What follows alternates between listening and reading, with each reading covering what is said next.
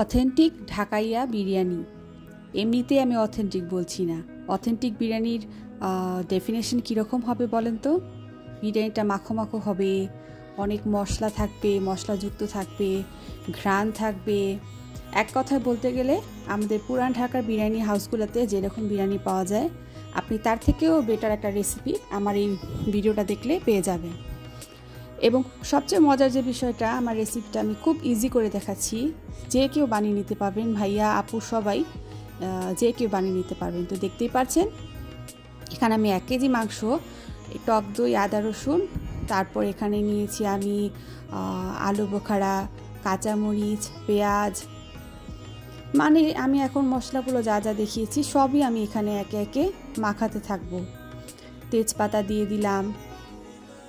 এখন এখানে যে দিয়েছি সাদা গোলমরিচ, সাদা গোলমরিচটা অবশ্যই দিতে চেষ্টা করবেন।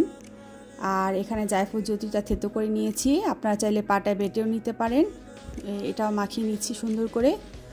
আর একটা জিনিস যেটা, পোস্তদানা বাটা দিবেন। পোস্তদানা বাটাটা আমি এখানে ভালো পাইনি, এখন বেশিরভাগই মার্কেটে মানে ভালো পোস্তদানা পাওয়া যায় না, সুজি মিক্স করা থাকে।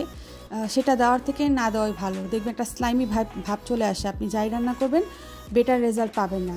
এখন আমি এখানে দিয়ে দিচ্ছি সাদা সরিষা বাটা আর প্রয়োজন মতো তেল, সব কিছু দিয়ে আমি 1 ঘন্টা ম্যারিনেট করে চুলায় বসিয়ে দিয়েছি। এখন আমি জাস্ট মাংসটা সেদ্ধ করার জন্য ওয়েট করব, যাতে প্রপারভাবে মিটগুলা কুকড হয়ে যায়।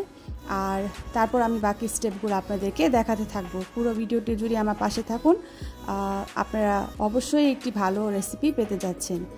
আমি লিকুইড যে জিনিসটা ব্যবহার করলাম সেটা ছিল কেওড়া জল, গোলাপ জল 1 চামচ করে, মানে টোটাল 2 চামচ গিয়েছে। কেওড়া জল 1 চামচ আর গোলাপ জল 1 চামচ।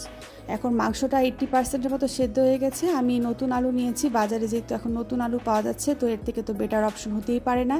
তো আমি নতুন আলুটা দিয়েছি। তো সেটা যখন ভালো মতো সেদ্ধ হয়ে গেছে, মটরশুঁটি দিয়ে দিয়েছি। মটরশুঁটিটা তো আমাদের শীতকালের বিরিয়ানিতে মানে থাকতে হবেই, মাস্ট।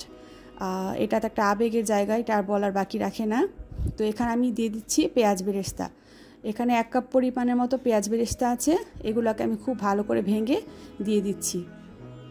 আমি আপনাদেরকে যে রেসিপিটা দেখাচ্ছি এভাবে করে রান্না করলে আপনার বিরিয়ানিটা সুন্দর একটা আঠালো ভাব হবে, সুন্দর মাখা মাখা একটা ভাব হবে। এরকম বিরিয়ানি কিন্তু আমরা সবাই বেশি পছন্দ করি, ঠিক না বলেন তো? এখন আমি মাংসের চালগুলো দিয়ে দিলাম।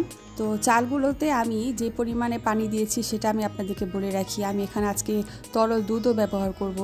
তো আপনি দুধ ব্যবহার করেন আর পানি, কিন্তু মনে রাখবেন একটা কোয়ান্টিটি, সেটা হচ্ছে গিয়ে আপনার যে পরিমাণে চাল আছে তার 1.5 গুণ পানি বেশি দিবেন, মানে 1 সের চালে 1.5 সের পানি। এই আন্দাজটা মনে রাখলে আপনার বিরিয়ানি মাশাআল্লাহ পারফেক্ট হবে, কোনো টেনশনের বিষয় নেই। তো দেখতেই পাচ্ছেন আমি এখানে পোলাওগুলোকে 20 মিনিট একটু বলক দিয়ে রান্না করে তারপর 20 মিনিট দমে রেখে দিয়েছি। এই তো তৈরি হয়ে গেছে আমার মশলাযুক্ত মাখো মাখো বিরিয়ানি। খেতে খুবই দুর্দান্ত লাগে, অবশ্যই ট্রাই করবেন। তো এটাই হচ্ছে আমার ঢাকায় অথেন্টিক বিরিয়ানি, যেটা আমি খুব সিম্পলভাবে এবং ইজি ওয়েতে আপনাদেরকে করে দেখানোর চেষ্টা করেছি। আশা করি আমার ভিডিওটি আপনাদের ভালো লেগেছে। ভালো লাগলে অবশ্যই লাইক, কমেন্ট, শেয়ার করবেন, আমাকে সাপোর্ট করবেন। আল্লাহ হাফেজ।